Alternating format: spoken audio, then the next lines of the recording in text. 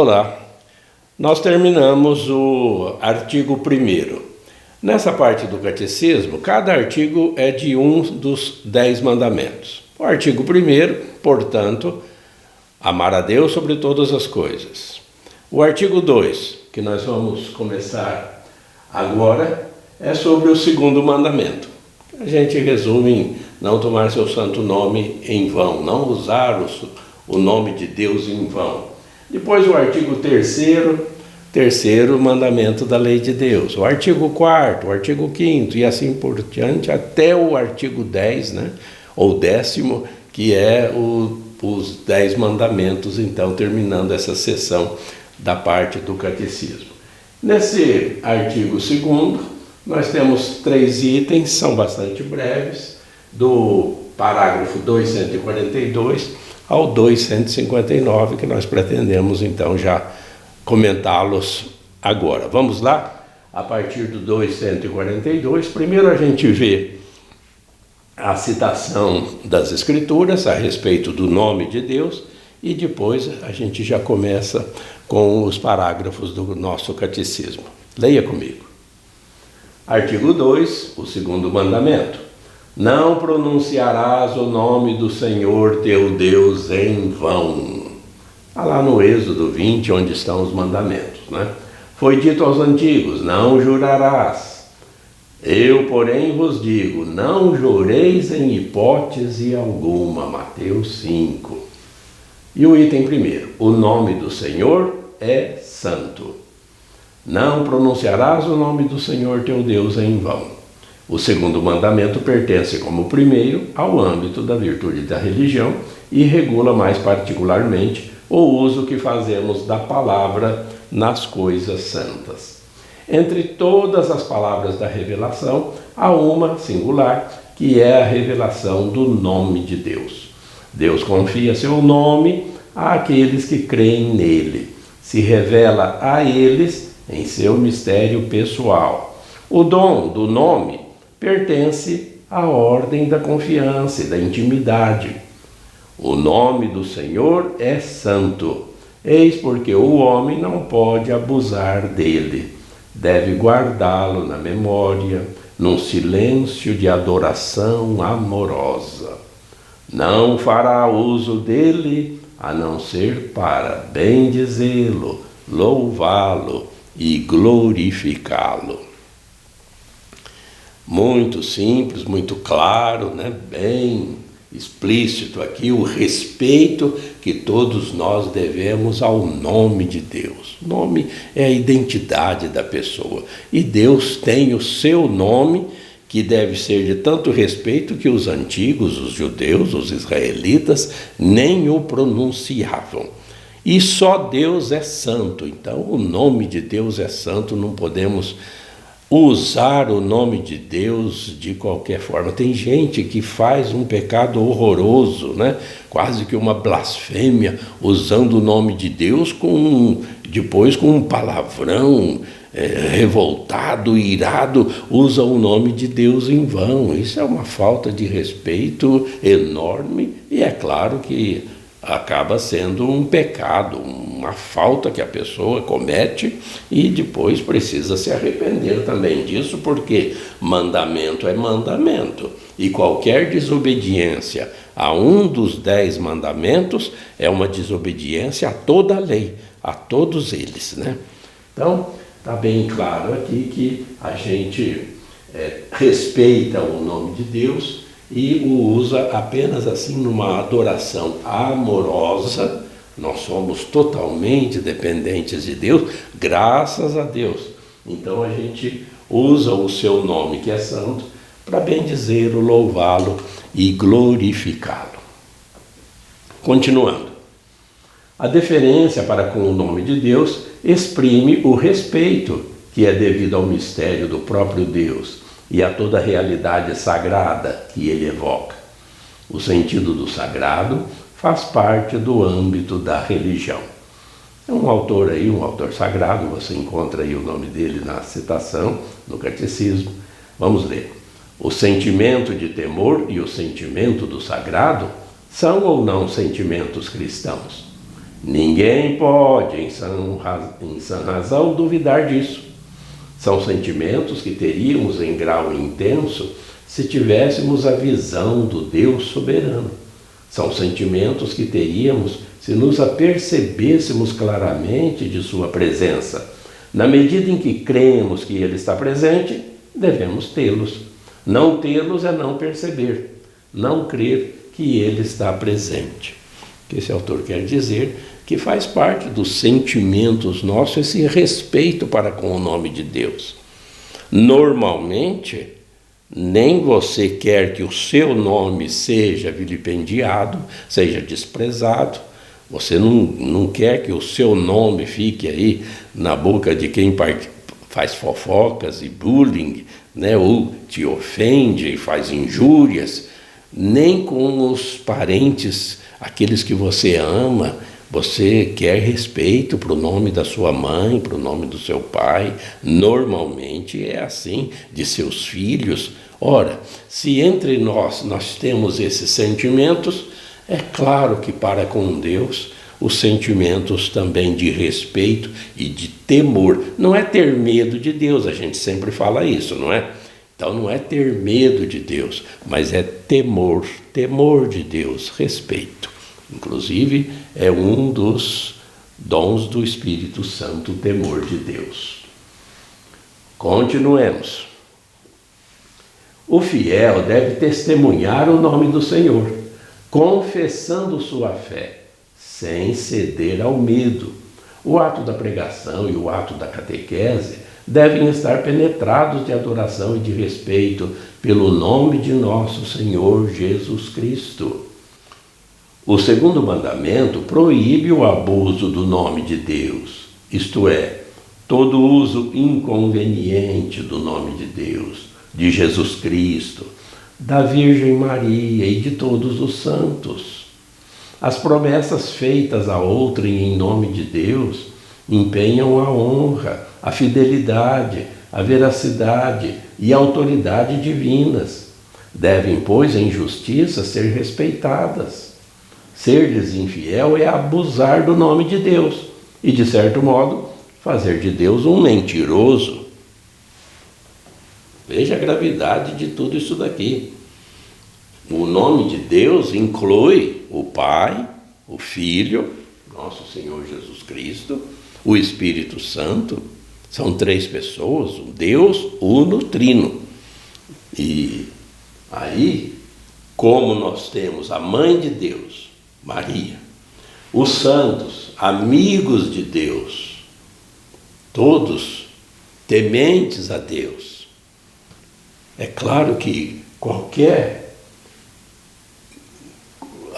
ato falho que nós cometemos com o nome de santos ou da Virgem Maria é uma afronta ao próprio Deus, que santifica a todos. Então, nós não podemos usar o nome de Deus em vão, nem o da Virgem Maria. Quantas vezes isso acontece?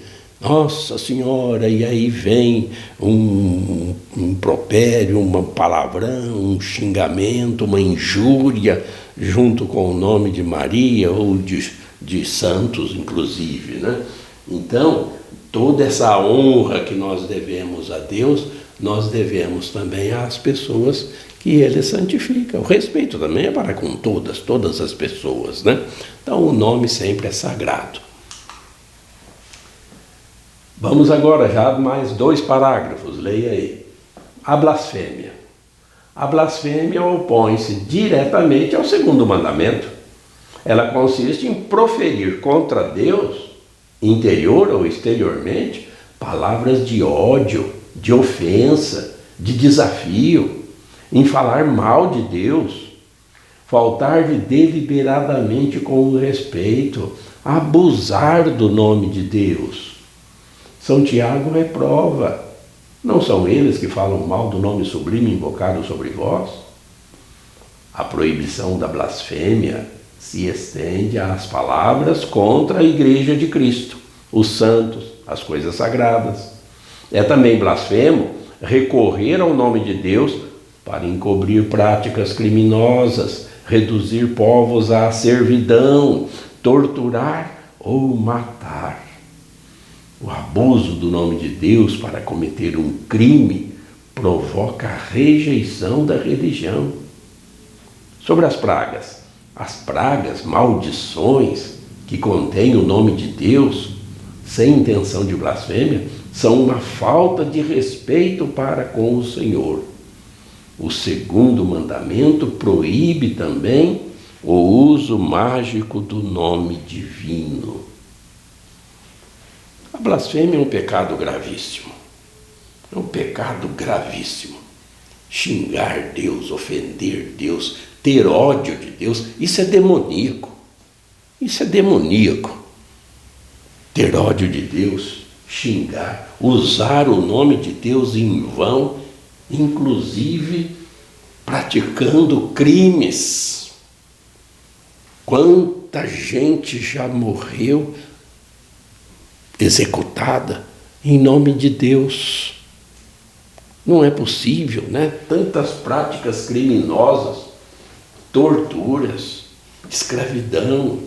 Quantas vezes na história da humanidade, inclusive das próprias religiões, a Igreja Católica também lamenta e pede perdão por tipos de crimes já cometidos na sua história por membros da Igreja. A Igreja, é claro, não compactua com esses crimes, com essas blasfêmias, com o uso do nome de Deus em vão. Rogar pragas sobre alguém, sobre os negócios de alguém, são maldições, maldito seja. Isso também é contra o nome de Deus, o respeito a Deus. É um pecado também contra o segundo mandamento. Além dos juramentos que também estão incluídos aí, como nós vemos, né? Mais 2 parágrafos já no item 2. O nome do Senhor pronunciado em vão. Leia comigo. O segundo mandamento proíbe o juramento falso.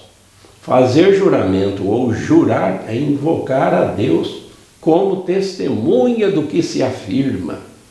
É invocar a veracidade divina como garantia de nossa própria veracidade. O juramento empenha o nome do Senhor. Temerás o Senhor teu Deus, a Ele servirás e só por seu nome jurarás. Abster-se de jurar falsamente é um dever para com Deus. Como Criador e Senhor, Deus é a regra de toda verdade. A palavra humana está de acordo com Deus e em oposição a Ele, que é a própria verdade. Quando é verídico e legítimo, o juramento traz à luz a relação da palavra humana com a verdade de Deus. O juramento falso invoca Deus para ser testemunha de uma mentira. Muitas vezes isso acontece nos tribunais. Na prática da justiça dos homens, coloca-se a Bíblia para uma determinada pessoa, uma testemunha, e ali pede que ele jure com a mão sobre a Bíblia. E essa testemunha depois vai mentir, vai mudar os fatos para beneficiar alguém que está ali para defendê-lo ou para acusá-lo. Então ali já tem outros crimes de calúnias, falsos testemunhos, e vai se invocar o nome de Deus, que é a verdade, para ser testemunha de uma mentira junto com ele. Vai invocar a Deus nesse juramento falso. É claro que é pecado, é claro que é errado. Então, é o assunto aqui desses 2 parágrafos, né, do nosso catecismo, essa explicação e essa recomendação de que não se use o nome de Deus para falsos testemunhos. Inclusive, tem outro mandamento mais lá para frente que também vai tratar desse mesmo assunto com relação às pessoas. E aqui nós temos que evitar, porque olha como é que termina, né? Esse juramento falso está pedindo para que Deus venha ser testemunha de uma mentira. Absurdo, não é? Bem, tem ainda a perjúria, Jesus dizendo, né, que o nosso sim seja sim, que o nosso não seja não, não precisa jurar. Vamos ler. É perjuro aquele que, sob juramento, faz uma promessa que não tem intenção de manter, ou que depois de ter prometido algo sob juramento, não a cumpre. O perjúrio constitui grave falta de respeito para com o Senhor de toda a palavra. Comprometer-se por juramento a praticar uma obra má é contrário à santidade do nome divino. Jesus expôs o segundo mandamento no Sermão da Montanha. Não jurarás falso, mas cumprirás os teus juramentos feitos ao Senhor. Ora, eu vos digo, não jureis de modo algum. Seja o vosso sim, sim, e o vosso não, não. O que passa disso vem do maligno. Está lá no Sermão da Montanha, Mateus 5. Jesus ensina que todo juramento implica uma referência a Deus e que a presença de Deus e de sua verdade deve ser honrada em toda a palavra. A discrição em recorrer a Deus na linguagem caminha de mãos dadas com a atenção respeitosa à sua presença, testemunhada ou desprezada, em cada uma de nossas afirmações. A gente não precisa invocar a Deus para dizer o que é correto, como nos ensina, e também proibindo práticas antigas. Jesus Cristo é taxativo, ele é radical. Você não precisa jurar, não é para jurar. E se você jurar algum compromisso com Deus, cumpra, senão é perjúrio, é outro pecado não cumprir esse juramento que foi necessário ser feito. Então, basta dizer a verdade. É sim, é sim. É não, é não. Não precisa jurar. Também fique bem claro isso daí, né? Tanto a questão do perjuro, que é não cumprir o juramento que foi necessário ser feito, há casos em que ele precisa ser feito, né? Já que você jurou, mesmo que seja ali no tribunal, você colocou a mão sobre a Bíblia. A Bíblia é a palavra de Deus. Você está lembrando aí de Deus. Você vai prometer que vai jurar ali que você vai dizer a verdade, somente a verdade. Se você não fizer isso, é perjúrio, é pecado. Pecado grave. Você se afasta dos sacramentos, você sai da comunhão da igreja, você precisa se arrepender, precisa se confessar depois, para voltar à comunhão. E aqui, toda essa discrição é necessária quando você está usando o nome de Deus. Vamos lá, mais 2 parágrafos, ainda recorrendo também às Escrituras. Leia comigo. Seguindo São Paulo, a tradição da Igreja entendeu que as palavras de Jesus não se opõem ao juramento quando feito por uma causa grave e justa. Por exemplo, perante um tribunal, o juramento, isto é, a invocação do nome de Deus como testemunha da verdade, não se pode fazer a não ser na verdade, no discernimento e na justiça. A santidade do nome divino exige que não se recorra a ele para coisas fúteis e não se preste juramento em circunstâncias suscetíveis de interpretá-lo como uma provação do poder que injustamente o exigisse. Quando o juramento é exigido por autoridades civis ilegítimas, pode-se recusá-lo. Deve ser recusado quando é pedido para fins contrários à dignidade das pessoas ou à comunhão da igreja. Olha só que interessante, né? Bom, esse parágrafo aqui de cima nós já comentamos. Às vezes, num tribunal, você jura com a mão, inclusive em cima da Bíblia, e aí você é obrigado ali a jurar, porque faz parte ali do processo, né, das leis humanas, mas que você diga a verdade e não jure, né, mentindo, mudando os fatos para beneficiar alguém ou a si mesmo, né? Então isso aqui nós já comentamos. Não pode. Você diga sempre a verdade. Agora, quando autoridades ilegítimas exigem de você um juramento, inclusive em nome de Deus, com alguma coisa que é errado, que é antiético, que não é moral, que não é lícito, você tem todo o direito de recusar. Tem todo o direito, claro, é objeção de consciência. Então, sem problema algum, né? Você pode recusar esse pedido quando é feito para fins contrários à dignidade das pessoas, à comunhão da igreja. Não pode. Você não vai cometer um erro porque a autoridade... Isso aí é demonstração de fé, né? E é cumprir o segundo mandamento, não tomar o nome de Deus em vão. E já chegamos ao item 3. Vamos ler. O nome cristão. O sacramento do batismo é conferido em nome do Pai, do Filho e do Espírito Santo. No batismo, o nome do Senhor santifica o homem e o cristão recebe seu próprio nome na igreja. Este pode ser o de um santo, isto é, de um discípulo que viveu uma vida de fidelidade exemplar a seu Senhor. O nome de batismo pode também exprimir um mistério cristão ou uma virtude cristã. Cuidem os pais, os padrinhos e o pároco para que não se imponham nomes alheios ao senso cristão. O cristão começa seu dia, suas orações e suas ações com o sinal da cruz, em nome do Pai, do Filho e do Espírito Santo. Amém. O batizado dedica a jornada à glória de Deus e invoca a graça do Salvador, que lhe possibilita agir no Espírito como filho do Pai.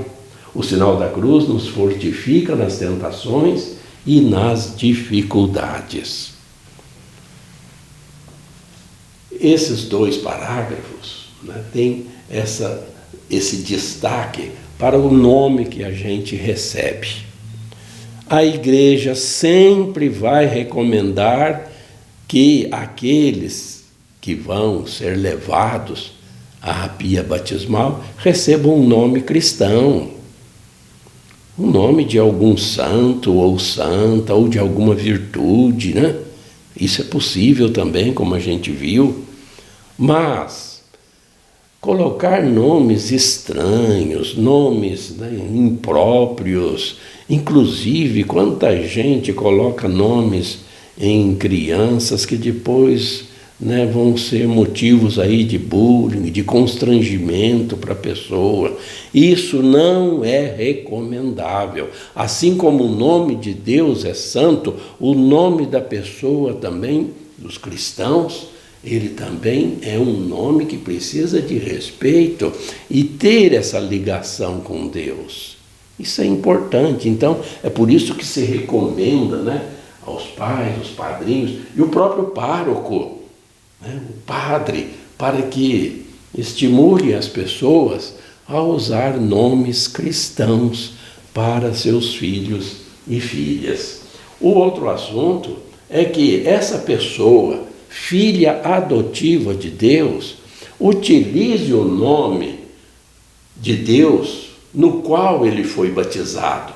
Nome do Pai, do Filho e do Espírito Santo. O sinal da cruz no cristão é tão sublime, é tão bonito, é um sinal de respeito a Deus e do templo santo, que é o corpo de cada pessoa, que não pode ser profanado de modo algum. Então, logo cedo e ao deitar, principalmente nesses dois momentos, se use o sinal da cruz, né? Sempre lembrando essa nossa ligação com Deus. Mais 2 parágrafos, leia comigo, são os últimos desse nosso encontro hoje. Deus chama a cada um por seu nome. O nome de todo homem é sagrado. O nome é o ícone da pessoa, exige respeito. em sinal da dignidade de quem o leva. O nome recebido é um nome eterno. No reino, o caráter misterioso e único de cada pessoa, marcada com o nome de Deus, resplandecerá em plena luz. Ao vencedor, darei uma pedrinha branca na qual estará escrito um nome novo que ninguém conhece a não ser quem a recebe. Apocalipse 2. Eu vi, o Cordeiro estava de pé sobre o monte Sião e com ele os 144.000 que tinham o nome dele e o nome do seu pai inscrito em suas frontes. Apocalipse 14. Bom, só de passagem aqui, lembrando, esses 144.000 é 12 vezes 12 vezes 1.000, ou seja, uma expressão bíblica que significa uma multidão incalculável. Mas é o que nós comentamos. O nome da pessoa é sagrado e é um nome eterno, viram? O que diz aqui é um nome eterno, você vai ter esse nome para sempre. O Pai conhece você pelo seu nome, é a sua identidade. Esse nome que você recebeu no batismo é sagrado também. Faz parte aí do segundo mandamento o respeito também ao nome das pessoas, porque é aquilo que o identifica, né? Muito mais valioso o nome que você recebe no batismo do que simplesmente o nome civil que você recebe no cartório. Normalmente é o mesmo, né? Mas para o cristão ele tem um nome que o Pai o identifica por ele. Sendo assim, nós terminamos, né, também o segundo mandamento.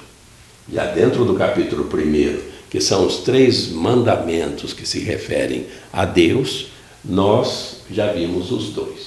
No próximo encontro, o terceiro mandamento, né, que é essa questão do sábado. Muita gente ainda pergunta, né? Mas antes é o sábado, por que agora é o domingo? E a importância do domingo e da Eucaristia nesses dias, domingos e dias santos de guarda. É os assuntos que nós vamos tratar nesses próximos encontros. Você está se formando com esses nossos comentários, essas nossas reflexões sobre o Catecismo da Igreja Católica. Não desanime, assista, né? Participe, se inscreva no canal, que você está assim buscando as coisas do alto. E isso é a ascese, e essa é a ascensão espiritual. Todos nós precisamos dessa subida constante para o reino do Pai. Permaneça sempre com essa disposição, com essa determinação. Fique com Deus e Deus te abençoe.